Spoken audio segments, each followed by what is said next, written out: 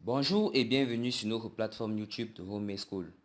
Dans la vidéo d'aujourd'hui, nous verrons comment calculer les ondulations dans le but de déterminer les altitudes en certains points.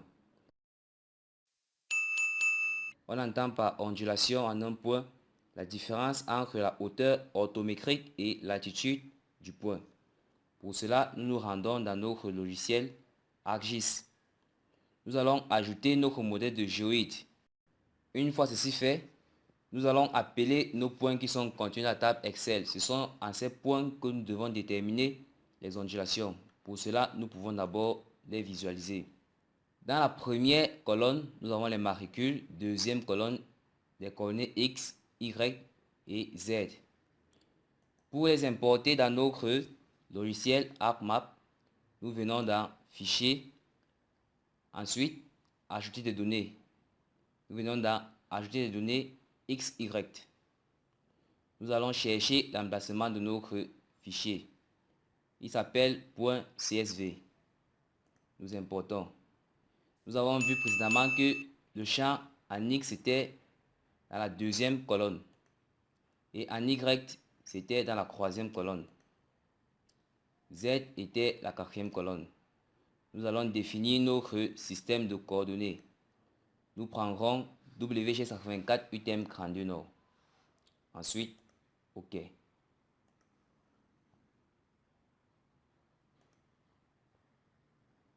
Une fois ceci fait, nous pouvons faire un clic droit. Ensuite, on zoome sur la couche pour bien voir l'étendue de nos points sur notre géoïde.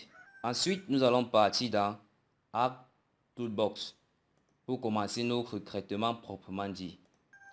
Une fois dans Arc Toolbox, nous allons nous diriger dans Outils spatial analyse. Nous cherchons Outils spatial analyse. Une fois dans Outils spatial analyse, nous allons chercher extraction. Ensuite, nous allons prendre extraction des valeurs vers des points. Comme entité de point en entrée, nous allons choisir événement.csv, notre fichier de points.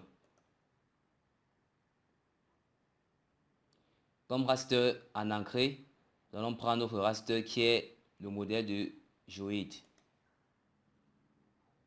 Comme entité en sortie, nous pouvons chercher un emplacement pour enregistrer nos données. Nous pouvons ancrer ondulation.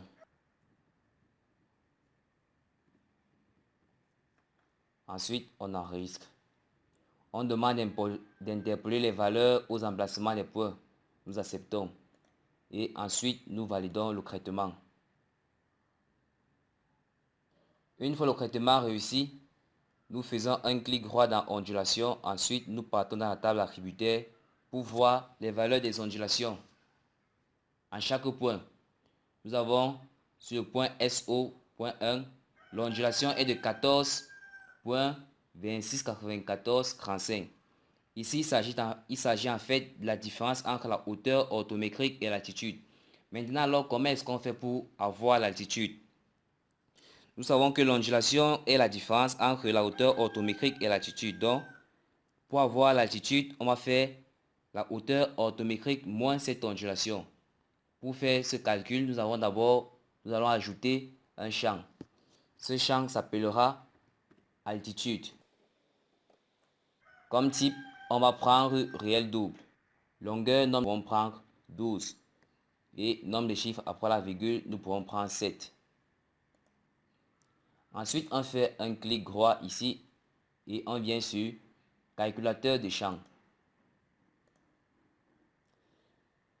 Dans le calculateur de champ, nous allons prendre les altitudes moins les ondulations.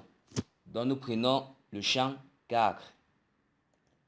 Le champ 4 moins, bon, ça ce sont les ondulations. Quand c'est bon, on appuie OK. Là, nous avons les altitudes des points.